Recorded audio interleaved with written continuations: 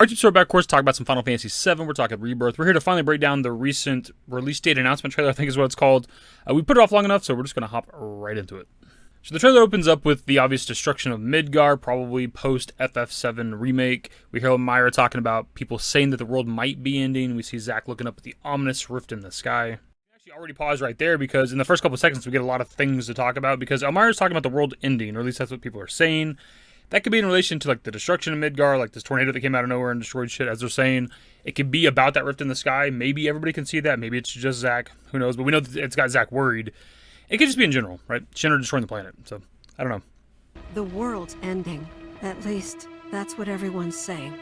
What's the words that are on screen whenever Zack's looking up at the sky? And these could be so many things as well, because it says the world will be saved, but will you? So this could be about Zack himself, whether he's like fated to die or needs to die to save this timeline or both timelines, if there is even two timelines. It could also be about Aerith, because we do hear Aerith talking in the background in this moment. The world will be saved, but will you? It could be just about our group in general. Like, it could be about a lot of things, right? So but it's implied to maybe be about Zack just because we're seeing Zack in the moment. Let's also not ignore the flower petals flying through the screen that are the yellow reunion flower petals. I didn't notice it until like really slowing it down for this video, because I was thinking they're just blown in the wind or whatever. But they're like progressively getting higher and higher in the sky as the scene goes on. So maybe they're going up towards that rift. Maybe the rift could be like a black hole of sorts, pulling things towards it. I don't know. That might be a reach. Just wanted to point it out. For the next several seconds, we get a really good look at Junon for the first time with the remake project. We obviously got a nice little look at it with the Summer Game Fest trailer briefly, but now we're actually getting to see the town itself. We're seeing Rufus Shinra's inauguration as the head of Shinra now. We get a little bit of the marching minigame, of course. The obvious takeaway from this section, though, is that in the background of the marching segment, you can see a stamp logo, and it's the Beagle logo, which is what we've seen all throughout Remake, which is different from the ending of Remake with Zack, where we see the Terrier logo. This should be confirmation of multiple timelines. Some people think it isn't. Obviously, when it comes to what we're seeing in the trailer, this is post-Remake, right? So in Remake, we're seeing the Beagle logo. Shit happens Singularity. We come out of it, and we're still seeing Beagle logo. Because the common idea was that we altered the timeline, or a common idea. That's where we're seeing the Terrier logo. Maybe everybody's in Terrier world, as they used to call it. But that's not the case. Like, we're not seeing Terrier logo with our group now. So the only significance of the Terrier logo for Zack would be if he's in a different world where that was the logo that they made. Because some people think it's like an older logo, that's why we're seeing it, but that doesn't make sense, because the Zack's final stand is taking place like not too long before the events of FF7/Remake, and the stamp logos existed for like 15 years, since like the beginning of the Wutai War, so no. When it comes to this next shot right here, the general consensus that I've seen from a lot of people is that this is probably the Gongaga reactor, which is what I said in my reaction as well, because I don't know what else it'd be. This next section is Lower Junon, which is pretty damn cool. I actually didn't catch this in my reaction at all, and honestly, if somebody didn't point out to me, I don't know when I would have caught it, but as soon as somebody said Lower Junon, I was like, yeah, definitely, obviously, holy shit. So it's cool to see this. A detail that I really like that I don't know that I've ever picked up on is Lower Junon being very similar to the slums of Midgar. It's a little bit obvious now that I look back at it, with like the name Lower Junon, Upper Junon, and stuff like that. But I never picked up on Lower Junon supposed to be in perpetual darkness like the slums. I thought that was a really cool detail, and it makes perfect sense. I want to further clarify really quickly that I am aware of the class separation in Junon. That comparison to Midgard, that's beyond obvious. But when it came to original FF7, when you're walking around locations, they're in the same time of day always. I guess I just never picked up on that Lower Junon was like in the shadow of Upper Junon. Like, that makes sense now. And I think looking back at it now too, when you like walk to the beach, it's like definitely kind of sunny. So I think I just kind of missed that detail. We then get a really quick look at Cosmo Canyon for the first time, and of course it looks so damn good. Obviously they've expanded it, they've added more like towering rock formations. We're also crossing a bridge to enter, which is different from the original game. When it came to the original game and we walk into Cosmo Canyon, we're just walking up like a flight of stairs or something into the town. So it's definitely interesting that they decided to change it. They added this bridge. I'm kind of curious where the bridge leads to and like the surrounding area, how we get here exactly. The next section gives us a bit of combat gameplay, and it's cool for what it is, but it's really the background details that I'm interested in, and it's mostly the first bit of gameplay. I think this shot right here is absolutely like perfect. My only worry is I don't know how much of this we can actually access. We're seeing all these like crashed ships on the shoreline and stuff, but I don't know if we can actually go onto them to like loot or something. The ship on the left right there looks like it's more inland, like we could maybe actually go to that and maybe climb up in it or something, or climb up on it. We have more ships in the background, kind of beyond the rocks, and there's also the lighthouse in like the top right corner that I'm sure we can go to that. That looks like a POI, but yeah, with all these crashed ships here, it just kind of gets the excitement going on. Maybe we'll be able to actually explore world and like loot items and shit. The next bit of gameplay visually looks cool. There's not a whole lot to take away from it, but we do have in the top left corner, they kind of pull away from it really quickly. We see like multiple paths leading up to kind of like this gazebo looking thing. So there's something over there, probably maybe a treasure chest, maybe a side quest, I don't know. The next bit of gameplay, again, is kind of cool for what it is. I think a lot of us are assuming this area is Mount Corel, because if it's not Mount Corel, I don't exactly know where it'd be. But we see a tower in the background right here. There's like a staircase on the other side of the tower. You can kind of see it through like the legs on the bottom. And maybe we can go up that set of stairs and maybe there's a chest or something, I don't know. And actually, I'm coming back and adding this because actually looking at that area around there now, like watching back through the trailer a few times, it's obviously like red, dirt, clay kind of area. So this could be like the area around Cosmo Canyon. I say that too because there's an area later on in the trailer that I think is distinctly Mount Corel, so they might be two different things. And actually, earlier in the gameplay, a very similar situation to the previous gameplay. They pull away from it quickly, but we see in the background this like dirt path and what appears to be maybe ruins. So I don't know if it's meant to be Mount Corel. It could be something else entirely. But this gives us an idea of like scale for this location because that's pretty far off in the distance. I don't know if we can just walk that direction. If we can go off the side of this cliff right here, I don't think we can. There's probably not like a jump button or nothing. But maybe that's where we came from, or maybe it's where we're going. We then get to see some of Sephiroth with the calm flashback where he's questioning whether he's human, and we see the Machinoid fall out of like the chamber, but this time he cuts it open as opposed to just like exploding or wherever it did in the original game. We then get to see our boy Cait Sith. We get a bit of gameplay. We hear him talk. He has the Scottish accent, and I'm going to call him Cait Sith for now until they officially say his name at some point within the remake. Also hear Cloud tell Cait Sith that they're looking for Sephiroth, and if he can find them, and that might be like a spin on like the original game where he has like the fortune telling shit he does. So maybe they're seeing, like, if with Cait Sith's fortune telling, if he can track down or find Sephiroth. Okay, we're looking for Sephiroth. Think you can find him? Oh, Sephiroth, you say? Yeah, the gameplay is actually pretty cool, though, because we do see that you get to fight as the little cat if you want to. He does have an ability called Let's Ride that, like, spawns in the Moogle, and you can kind of fight together with him. Some of his other abilities are Lucky Roll and Dodge and Dive, which I don't know what Dodge and Dive would be, but Lucky Roll might be, like, a dice-related thing, similar to what he had in the original FF7, where he rolls dice for a limit break and does damage. His basic triangle ability is Kitty Wallop, which I'm assuming we don't know what that does yet, at least as far as I'm aware. And then when he's riding the Moogle, it's Dropkick. Also, if we hop back to the screenshot really quickly, you can see in the background on top of that mountain, there's like this dilapidated warehouse. I'm assuming that's a POI, something we can get to. I don't know if we get there on foot or with a Chocobo, but it could just be set dressing similar to the boats we talked about earlier. I don't know, but I would assume we could get to this. And there's actually even more to take away from this brief scene. In the background, you can see the dead trees and the very distinct spiky mountains, which is what we've seen of the Nibelheim area so far. So this might be in that kind of general vicinity. And kind of over this whole section in gameplay and shit, we have somebody talking, and I can't tell if it's meant to be Hojo or Cait Sith, because at times it sounds like both, but they talk about Cloud heeding the call of reunion. You heeded the call too, did you? What are you talking about? As you can see, your brothers down there are having a little get-together. So yeah, if you listen back to it, there's like parts of it where it sounds like it's Hojo talking to Cloud, but then at the tail end of that sentence, he says, get together, and does like the R, like kind of like a cat purr. So it might be Cait Sith, but I don't entirely know.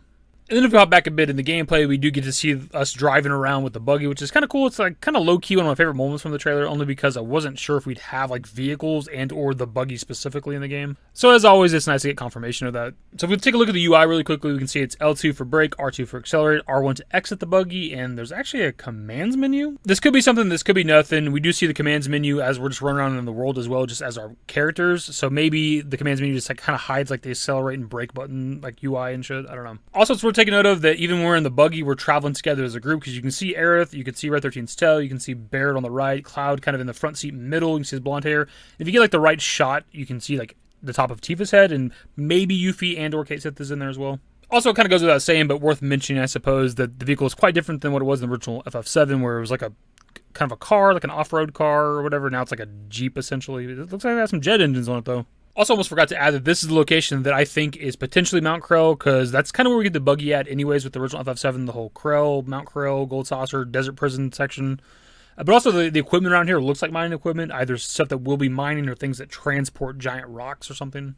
We then get some gameplay of the Chocobos. First up is the Mountain Chocobo, and this location is 100% the same location we've seen earlier with the crash ships, because we're seeing more crash ships, but we're also seeing that like red lighthouse in the background that we kind of talked about earlier. And based on the angle with the Mountain Chocobo and like the lighthouse and the structure right next to the lighthouse, that would put us like climbing the wall there, either right behind where Tifa's at currently or a little bit to the left, or a combination of both. And obviously the Sky Chocobo is by far the more interesting one, because the possibilities here, I don't even know. Because you can ascend, you can descend, I don't know how far you can fly, I don't know what all you can land on. There's just so many questions, so much possibilities. Also, we see all kinds of like structures around here, ruins and things like that, and obviously it's like a red dirt, rock kind of location, so possibly also the Cosmo Canyon area. We then have Cloud on the Segway wearing the outfit, and this has already kind of become a meme in the community. I don't entirely know what it is outside of like a side quest, side content, something like that. Somebody did mention that maybe it's Cloud like doing like beach security, and I think that makes a bit of sense. And obviously we're in Costa del Sol. We then get some of the reunion boys, and then we see Cloud in the group talking to a doctor with some reunion guys in the background, and he seems to know what's going on, and this is where we kind of got to pause and talk for a minute. The trailer is like a perfect example of why you can't jump to conclusions with trailers, because people have seen this and they've seen a doctor and automatically they're like, this is Medeal. And we've been told by the devs we're visiting locations out of order, so like 100% this is Medeal. And it's like, no, actually, if you just watch the trailer with subtitles on, you can see that it's Doc Sheeran, and Doc Sheeran was a character from the Traces to Past book. He helped Tifa on her travels from like Nibelheim to Midgar, and he's like based in Corel. And to be fair, Medeal is a good guess, because as far as I can remember off the top of my head, that's like the only time we like really interact with a doctor in OGFF7. But people were just like 100% on. Like they were 100%. There's no way it's anything else. It has to be Medeal. We're definitely going to Medeal super early. And then they were wrong, right? Somebody came along and realized you could turn subtitles on and see his name. I don't know enough about Trace 2 Pass to even begin to comment on it. I don't know how this guy knows about the cellular degradation and shit of the reunion guys. I don't know. But so that'd have to be somebody else to explain that to you guys. The scene right here between Cloud and Sephiroth is happening in the same exact area, because we're seeing in the background those like blue privacy kind of curtains or whatever.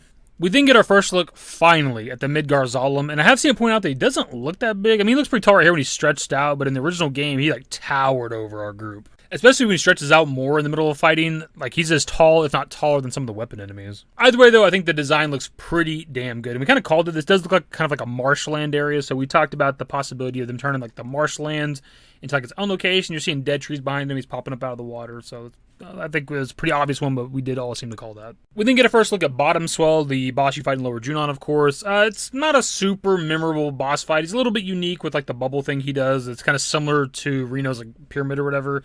But other than that, it's like a kind of forgettable boss, but he at least looks cool.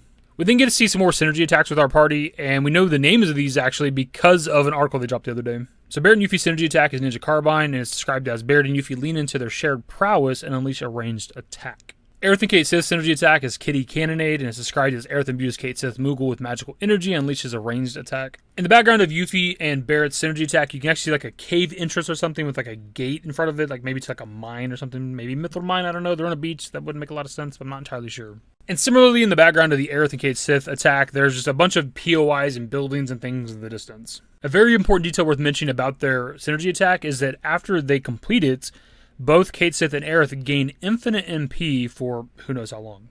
I'll pause and talk there for just a minute, because I've said in the past I hope that the synergy attacks have abilities. They're not just like damaging attacks that are kind of flashy. They actually do something like increase stagger and all that other shit. And we're seeing that at least with theirs, their MP gauge switches to like infinite, right? For who knows how long. But that shit's fucking broken. Like this combination is going to be pretty broken, I feel like. Especially for something like hard mode, where like, you have limited MP. If you have this like synergy attack that you can just bust out kind of any time with these two and have infinite MP to heal and do a bunch of magic attacks and shit, that could be crazy, dude.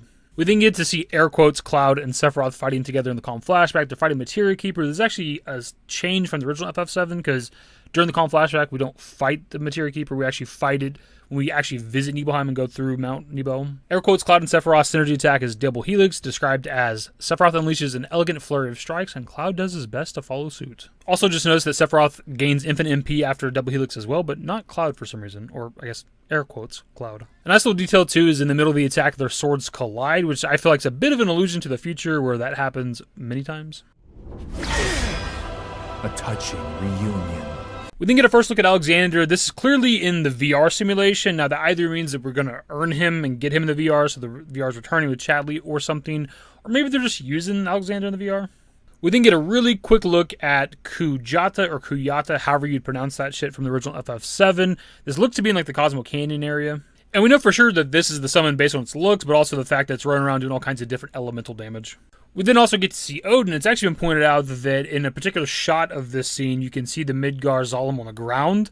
So potentially we're getting Odin around that area. Or we're going to have it before at least. We then roll into the introduction to Gold Saucer, and we get confirmation of the Chocobo Square, which we already know that's there because of the trailer itself, but we also see Battle Square and Speed Square. Battle Square in the original game, of course, is where we go to fight monsters in, like, I think 10 waves, and you earn exclusive currency to this location, and you can buy gear and items and things. Speed Square was the roller coaster, like, first-person shooting minigame that I've always been absolutely terrible at, but it's kind of cool to know that's there. I hope it's very much improved. We then get to see Andrea Rodea doing his thing, doing what he does best. And then it kind of weirdly cuts to Yuffie in a different outfit wearing like a kimono, and you see like Tifa and Aerith kind of behind her as well. And this is at least the second time within this trailer that we've seen a main character in a different outfit, so maybe there are going to be outfits. We then also get our first look at Dio finally, and my guy's looking absolutely jacked. I'm trying to be like him. Look at those forearms, Jesus Christ, those biceps, my God. We then get to see the Chocobo racing minigame, which is definitely different than what it was in the original FF7, where there's actually like items to collect and things, like power-ups or something. We see the virtual fighting, which is pretty cool, I guess. And then the G-Bike minigame, of course. We then see our boy Zack Fair dropping off Cloud with Kyrie temporarily, and we just did a whole video talking about this shit like yesterday, so we don't need to like spend too much time on it.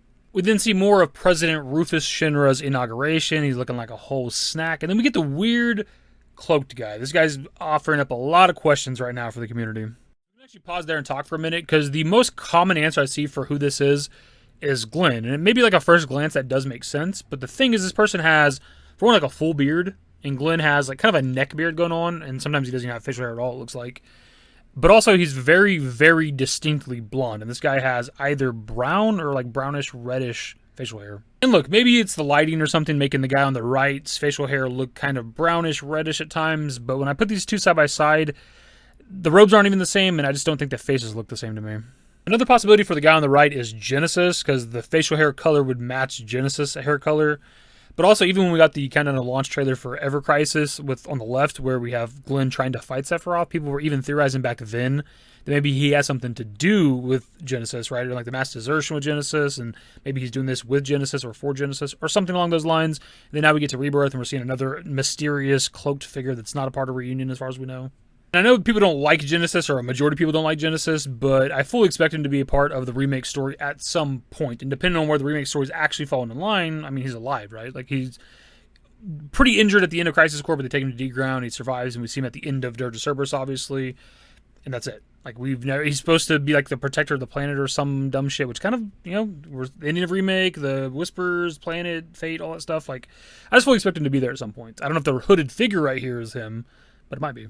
Some of the other common ones I've seen is that the hooded figure is either Reeve or Veld, I think it is, from Before Crisis. But I don't know shit enough about Before Crisis to even get in on that. Reeve, like, the facial hair can match, but obviously the color's a little bit weird, but maybe the lighting is making the black facial hair look kind of brownish, reddish, whatever. And the facial hair style does match. But I don't know why he'd have to be walking around cloaked like that, because he can just walk around Junon as Reeve. He's a Shinra employee. Then he just needs to, like, hide himself when he's doing like Cait Sith stuff or whatever. And then certain times, depending on the lore, Cait Sith is like sentient and does his own shit as well anyways. But I just don't know why he'd have to like walk around in a crowd mysterious in a robe or some shit. It's just, I don't know. Maybe. We then see Tifa floating around in what appears to be live stream stuff, but I don't think anybody believes this is the live stream segment. And it could just be Bugenhagen talking about some stuff. But they do talk about the weapon enemies, and we're seeing a weapon right here. I don't know what it is, though, because it looks kind of fucking small. Like, Tifa's not that far from this thing, and it doesn't appear to be that much bigger than her, whereas in the original game, of course, the weapons are quite large. And I actually just don't even recognize the design out of the handful of weapon enemies that we have in the original FF7. This just, to me, doesn't look like any of them. And then it rolls into the boy, Vincent Valentine. Finally, 8 years in the making, we see him. Holy shit, it's taken long enough. Nice little detail I want to point out in this trailer, I don't know how many people have noticed it, is whenever Red 13's explaining the weapons to Tifa, it talks about the creatures that appear when the planet's in danger. It then rolls directly into the reveal of Vincent, who himself is a semi-weapon, right, with the proto-materia and chaos. I see what you're doing, Square Enix. A weapon? Tutelary creatures, said only to appear when the planet is in grave danger. Who dares disturb my slumber? And really, the last little bit of the trailer isn't necessarily new. We're just seeing a recap of like the ending of Remake, kind of from different angles at times, but it is still just the like Chapter 18 ending. But we do get an interesting line from Sephiroth where he talks about worlds merging. Reunion. When worlds merge. And obviously, whenever you hear Sephiroth say that line, the first thing that you think of is the multiple timeline shit. And I think there is some credence to that with the staple logo that we talked about earlier, and like obviously Zack being alive and the rift in the sky, potentially in a different timeline, Terror timeline, whatever. So I think it's possible. But also like worlds merging, worlds colliding is kind of like a general term about like just two different things coming together, sort of. It's kind of a broad way to like explain it. And also it's the English trailer, so it kind of doesn't matter what he's saying, because I don't know if he says this distinctly in the Japanese trailer for something that's kind of different, and that's kind of the problem talking about all of the FF7 shit. We're talking about the English version of the trailer. Who knows how much of it actually fucking matters. And my dudes, I think that'll just about do it for the video. This is a pretty lengthy one. These kinds of videos take a long time to make. Like, I've put out some other, like, lengthy videos here lately, but those don't take that long to make, so to speak. Like, this one, when we're going, like, you know, second by second, frame by frame throughout a video, trying to look for all the little details that we can, like, that just takes a long time. I've been here for several hours. And we probably didn't cover everything. Some of it we didn't intentionally talk about. Like, a lot of people were putting a lot of stock into, like, Aerith's line towards the beginning of the trailer, where she's talking about the sky or whatever, not liking the sky, whatever it is. Like, essentially, there are lines about, like, the sky in that moment. We're seeing Zack, we're seeing the rift in the sky, but her, like, not liking the sky is something she's been saying for a long time. I don't remember where it originated from exactly. It might have been from the 30th exhibition for Final Fantasy, where we had, like, spoken dialogue thing from Aerith, where we first heard the term stamp. That, like, I think maybe from that she talked about, like, not liking the sky, because essentially it takes away the people she loves, right? People die, go to heaven, that sort of thing. That's why she doesn't like the sky. That's why at the end of Remake, she says she misses the still sky. Like, it's just something that Aerith says, so I don't think it has necessarily any merit to talk about with the trailer.